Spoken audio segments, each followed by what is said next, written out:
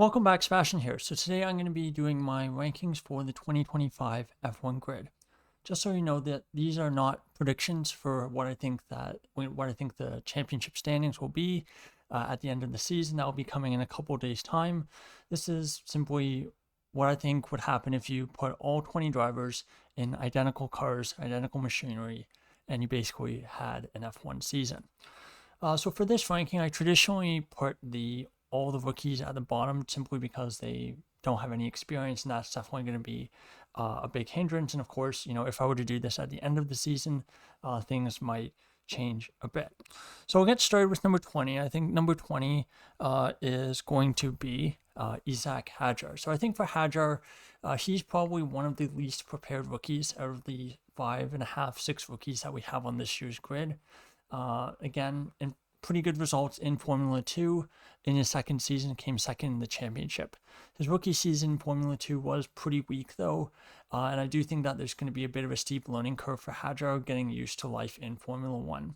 As it was also, I think that he was kind of brought into F1 simply because Red Bull needed to put a driver in the Racing Bulls after they promoted Lawson to Red Bull.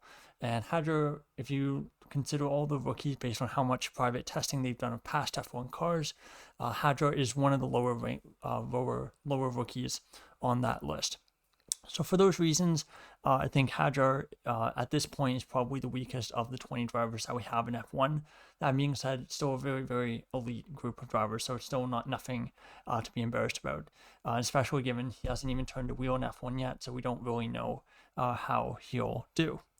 Number 19, I should say, is another rookie, a guy who I think is already on the chopping block and a guy with a lot of pressure under him, and that is Jack Doohan.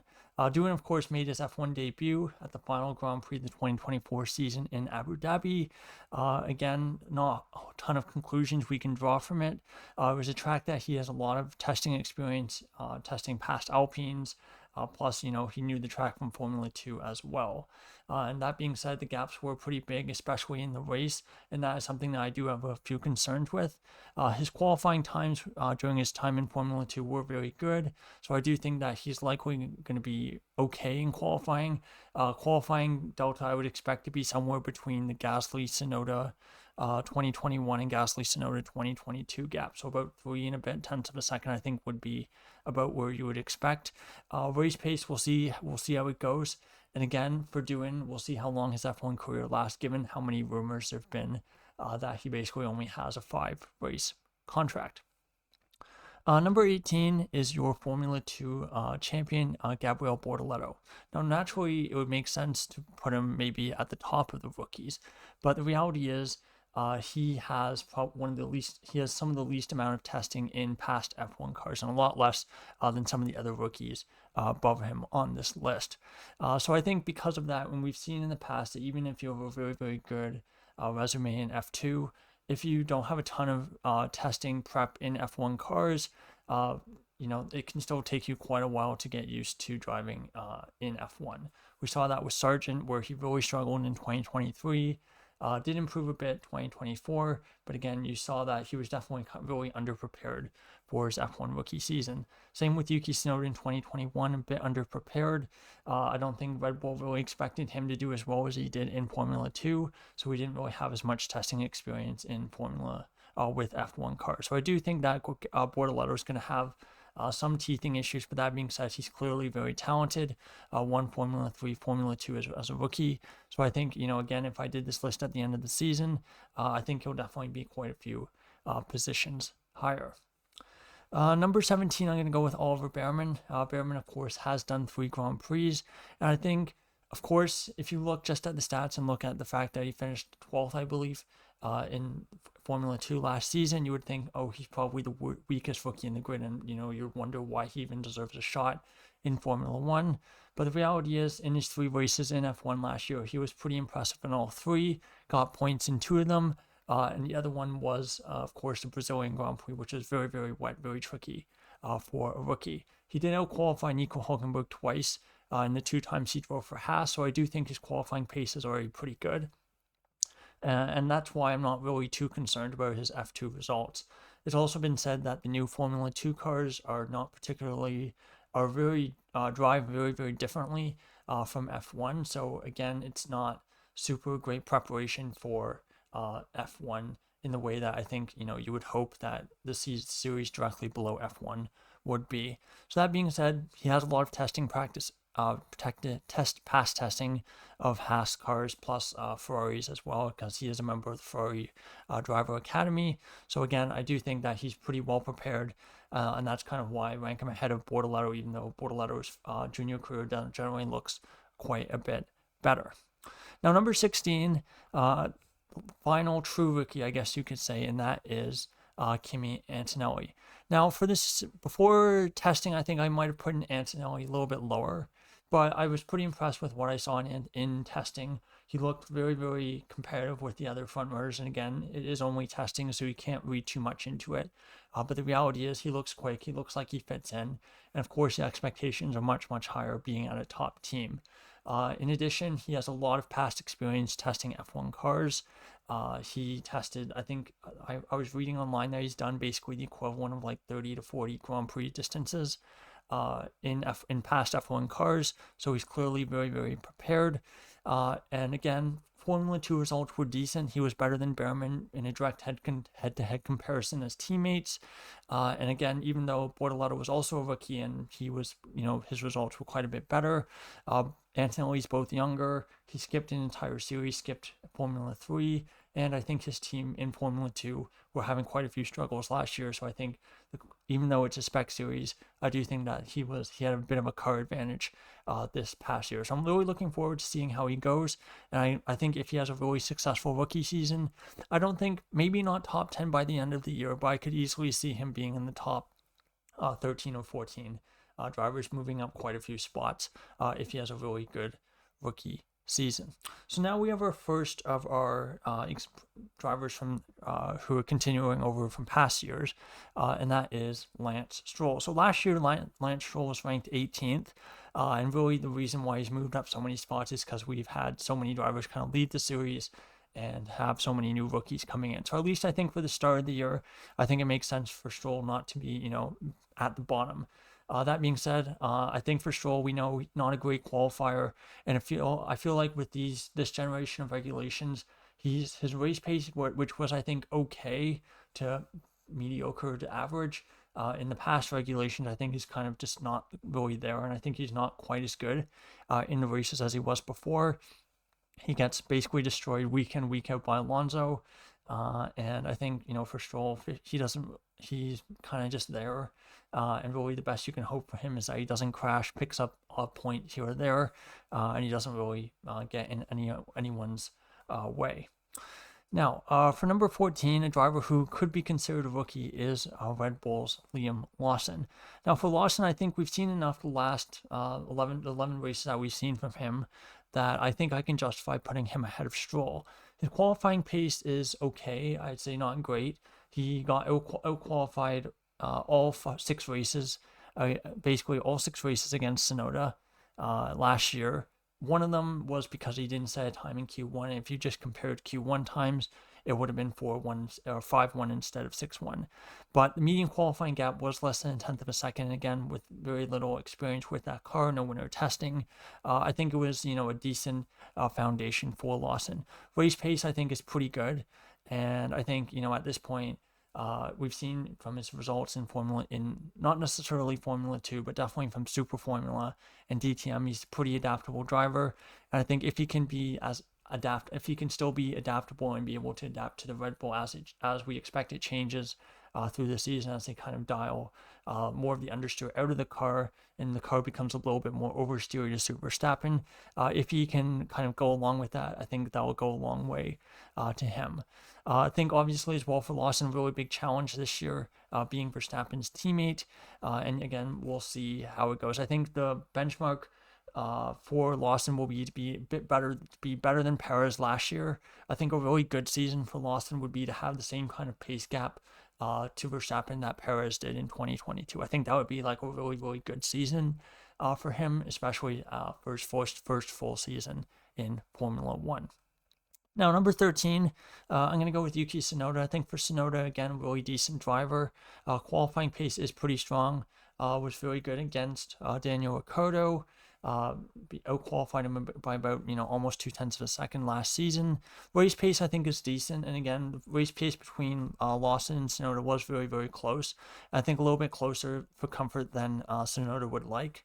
That being said, I do think for Tsunoda, he does have some hiccups here and there, moments where he'll kind of be caught out, have some mistakes, like at Coda last year, where he kind of made that really unforced spin at turn 1. And again, we often hear his radios and hear him complaining on the radio. Of course, that doesn't really affect my ranking, but I think for Tsunoda, I think he's missing a little bit in terms of outright qualifying speed. And I do think there's a little bit of consistency in race pace missing as well compared to the drivers that I have ahead of him. Number 12, I'm going to go with Alex Albon. And I think very similar to Tsunoda in the sense that I think for Albon, he's done a really good job at Williams last, 3 seasons now. Basically destroyed his two teammates over that, full-time teammates over that time in Latifi and Sargent. Colapinto was much closer to Albon on pace than I think he would have liked. I do think it would have brought up some question marks internally as well as with other teams around the paddock about, how high is Albon's true pace. I think qualifying pace is good. Race pace is also decent as well. I do think he does crash from time to time, and again, that could be a characteristic of the car. It could be just, him pushing a little bit too much over the edge from time to time as well. We saw with Red Bull, he had quite a few crashes there as well. But that being said, it was a very, very tricky car that he drove in 2020. But that being said, I think for my ranking, Albon is a fair spot in 12th. And again, he was ranked 12th last year. I forgot to mention for Tsunoda, but Tsunoda was ranked 16th last year. And similar to Stroll, moves up, I think, benefits from a lot of drivers kind of leaving the grid and having so many rookies to start this season. Number 11, I'm going to go with Esteban Ocon. For Ocon, I think, really, really solid midfield driver. Qualifying performance is good. Not great, I would say. Over their 2 seasons together, I think Gasly was the slightly better qualifying in both slightly better qualifying and slightly better over a race distance. But that being said, I do think that in some circles, Ocon is a little bit underrated at this point. It'll be really interesting to see how he goes up against Behrman. I think for Ocon as well, he does have some inconsistency over the course of a season. We saw that at the start of last season, very, very strong. And then kind of as the season went along, it kind of got a little bit worse. There were rumors that the cars were not equal, and Ocon's Alpine was, losing a lot of time, losing a lot of performance, as he was kind of the driver who was on his way out. But for Ocon, really good driver, and I think, about, in my opinion, 11th best driver in Formula One. And last season he was 9th. Got passed by 2 drivers on the grid. So, but again, still I think pretty good driver. Number 10, I'm going to go with Nico Hülkenberg. So for Hülkenberg, actually moves up 5 places from last year, where he ranked 15th. I think the main reason for him moving up so much is that 2023, the Haas was the worst car on the grid, especially in race pace, and it was really hard to tell, given that Hülkenberg came back from his kind of 3-year sabbatical. It was kind of hard to tell how much of it was the car, how much of it was Hülkenberg, perhaps, not being as good. But I think 2024, new car, much more compliant car in the races, and I think really competitive with a lot of the cars around it, the Alpine, the Williams, and then for part of the season, or not necessarily Williams where I think were too slow last year, but competitive with the Racing Bulls, and for parts of the season competitive with Aston Martin as well. And I think Hülkenberg looked pretty good. Very, very consistent driver, still I think a very good qualifier at this point in his career, and race pace again very, very strong as well. And I think because of that, and I think the fact that he was consistently pretty strong over the course of the whole season, I think, in hindsight, 2023 as well, I'm, willing to put him above Esteban Ocon and Alex Albon. I think this season's going to be very, very tough for him. And again, I'll get into that a bit more when I give my season predictions. But I think, Hülkenberg's been very, very strong the last couple of years. So for me, 10th best driver on the grid. Now moving up into ninth spot, and that is Pierre Gasly. Last year, Gasly was ranked 8th, so he actually drops a spot. And for Gasly, I think it's a bit of a tricky one. For Gasly, I think very, very good qualifier, very good race driver. Again, slightly better than Ocon, but not miles better, I would say. Just like how I said for Ocon, at the start of the season looked very, very good, was better than Gasly. For Gasly, I think you have to ask questions, why was Gasly struggling so much at the beginning of last season? And again, similar to Ocon, in very, very similar vein, it shows that there was a little bit of inconsistency there, and that really is that inconsistency that can really, I think, separates the great drivers, the very, very top drivers, from those that are merely very, very good.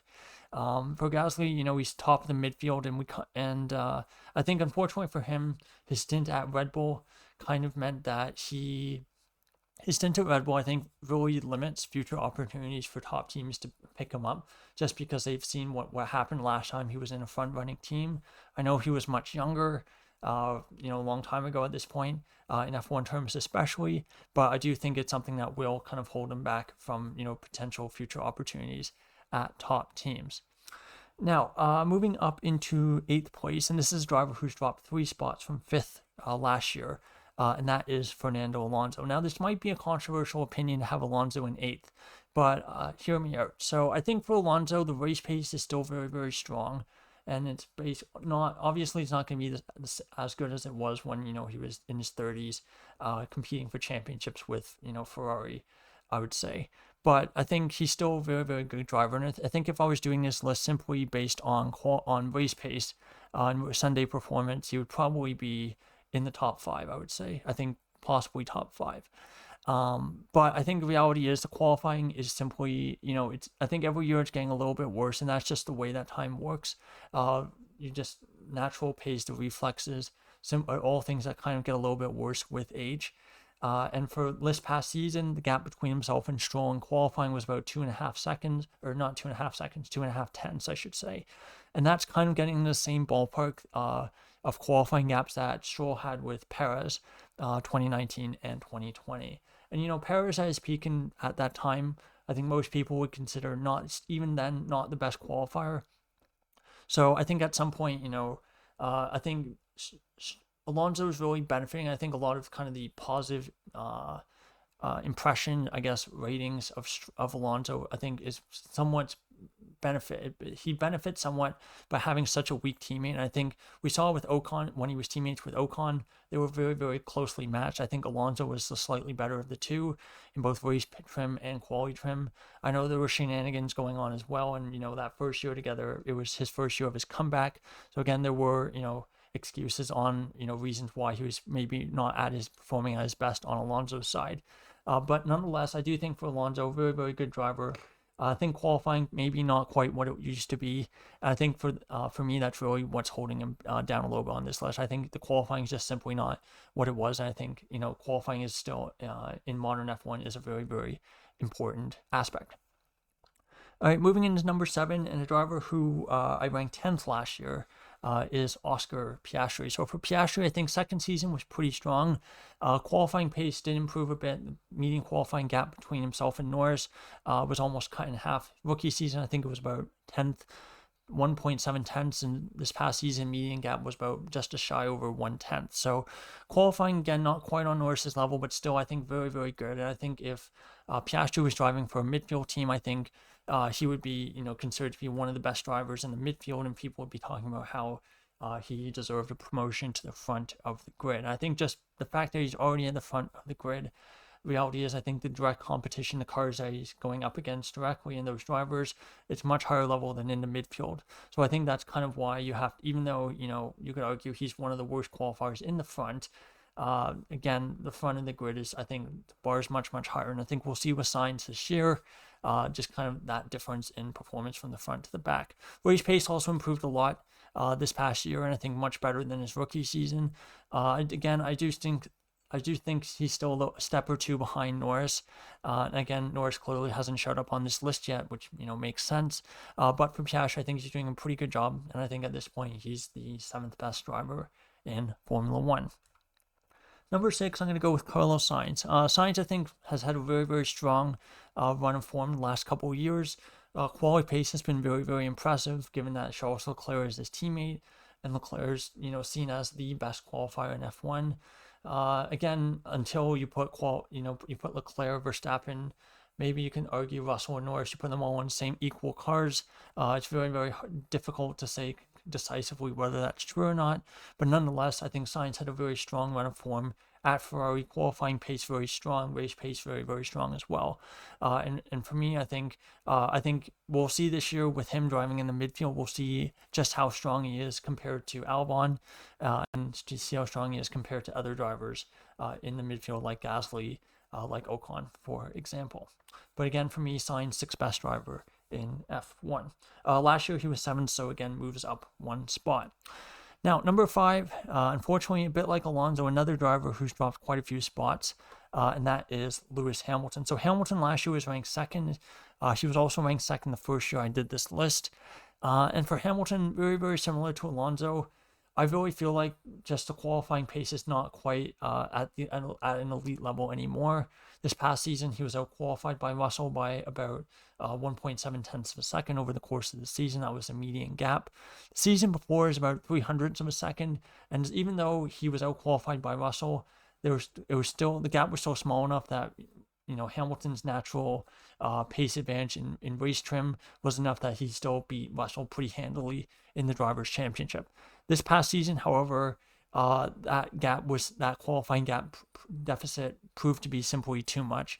And I think it's something that there's going to be a lot of questions about, is that going to continue over at Ferrari? Again, having Charles Leclerc as his teammate, very, very high benchmark, so it'll be very interesting to see how Hamilton compares to Leclerc there. So I think if I was doing this based on qualifying, I would probably put him behind Sainz, probably put him behind Piastri as well, and maybe even Gasly as well. But for Hamilton, I think unfortunately, time is not really on his side. He's over 40 at this point.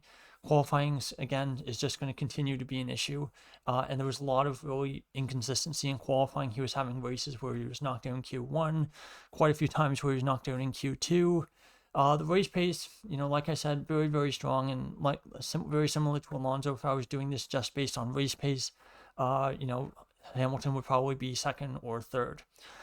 But unfortunately, it is qualifying and race, so that's why Hamilton slots in at 5th. Now, number 4, I'm going to go with George Russell. So for Russell, he ranked 6th last year. I think, very, very, I guess, reminiscent of, given the fact that these two were teammates last year. Hamilton was qualified much worse behind Russell, and then, made big gains in the races. I think it makes sense given that these two drivers were teammates last year, given that I think it was a pretty fair representation of pace. No one driver was, I think, too lucky or too unlucky. I know you have the fact that Hamilton knew he was leaving the team going into the season. That would have definitely affected him on some level. But I do think at this point, Russell is, given his advantage in qualifying trim, I do rate him a little bit higher than Hamilton. Now, number 3, I'm going to go with Lando Norris, your runners-up for the 2024 Drivers' Championship. Last season, I ranked Norris in 4th. So again, moving up one spot, kind of benefiting from Hamilton dropping from 2nd. So for Norris, qualifying pace, I think very, very strong. One of the best qualifiers on the grid. And I think, arguably in that discussion along with Russell, Leclerc, and Verstappen. Race pace, I think also very, very strong. And I do think Norris's race pace is stronger than Russell's, just from what we've seen over the past 2 or 3 years, I would say. That being said, for Norris, the reason why I don't have him higher is I do think that there are some key areas I think he needs to work on. I think Norris needs to work on starts. I think starts were something that he obviously struggled with. And I think also as well, he struggled quite a bit with wheel-to-wheel racing, just the wheel-to-wheel racecraft, as well as kind of being able to, be really decisive and take charge with making strategy decisions. While that's technically not part of racing, it's something that a driver like Sainz, for example, does a really, really good job of really dictating a strategy and saying, we're going to pit on this lap, this is how the tires feel, and I want to go on these tires. I think for Norris, he's still a little bit lacking in that area, and I think he does let the team sometimes make decisions that are to his detriment. But that being said, still very, very strong driver, and in my opinion, the third best driver on the F1 grid. So we have 2 spots left, number 1 and number 2. We're going to reveal number 2 and number 1 at the same time, and then we'll talk about both of them. So number 2, I have Charles Leclerc moving up 1 spot from last year, and for the 3rd year in a row, I have Max Verstappen at number 1. Don't think it's a super controversial decision to have Verstappen as the best driver in Formula 1. Now for Leclerc, I think qualifying pace is excellent. It has felt like the last couple of years, especially compared up with Sainz, that perhaps the qualifying pace is maybe not quite as good as it was in 2020, 2019. But it could also be the fact that it's just the characteristics of the Ferraris themselves, or it could be the fact that he's maybe putting more emphasis on the races, setting his car up more for the races and less for qualifying. Race pace, I think, is very, very strong, and I think a little bit underrated. His race pace has always been said to be not very good. Maybe before this past season it was said to be not very good, but I think it was more just the Ferraris that he was driving. They had such bad tire wear that it just made everyone who drove them look like they had bad race pace. But anyway, I think that's a really underrated aspect of his. Race pace is very good. I think his wheel-to-wheel racecraft is also very strong, and I think that's it's stronger than Norris's, for example. We saw the start of 2022 when he had a very, very strong car, and he was able to race wheel-to-wheel with Verstappen in relatively equal machinery, how he did a really, really good job there. So I think for Leclerc, I think very, very strong driver, very complete driver. And I think I don't think he's really missing any tools. And I think he really just needs a car that under him that is consistent and it can compete at the front for the whole season. And I think assuming he's not in a head-to-head fight with Verstappen, I think he has a very good chance of winning a championship at some point. Now for number 1, not really a surprise, is Max Verstappen. I mean, I don't think it's that much of a stretch to say probably the most complete driver in Formula 1, one of the best, if not the best qualifiers in F1, extremely consistent as well in that respect, and able to drive and control extremely difficult and unpredictable cars, as we saw this past year. Race pace, I think, is also phenomenal. I think it's the best on the grid by a decent margin. With qualifying, I think you can make a decent argument for any of the top 4 drivers for best qualifier, but for best race pace, I think Verstappen at this point has the best raw race pace of any driver on the grid. Wheel-to-wheel racecraft, I think, is obviously a bit of a controversial one, as Verstappen is so aggressive in wheel-to-wheel racecraft that sometimes he'll basically just bully drivers off track, and it has cost him a couple times this past year. In Mexico, where he got 2 penalties, and that obviously sent him back. But I think when he has an opportunity, he will make very aggressive overtakes. I think maybe equal, or if not slightly better than Leclerc, and I think definitely a step up from Norris or Russell in that respect. Wet weather driving, I think, as well, pretty much unmatched in that respect, and I think that's another thing that really separates him from the rest of the field. So again, there you go. There is my rankings for the 2025 F1 grid. Again, like I said at the start, these are not predictions for how I think the season will go. This is just what I think. This is just me ranking the F1 drivers from best, from 1st to 20th, as if you put them all in equal cars. So there you go. Thank you so much for watching, and goodbye.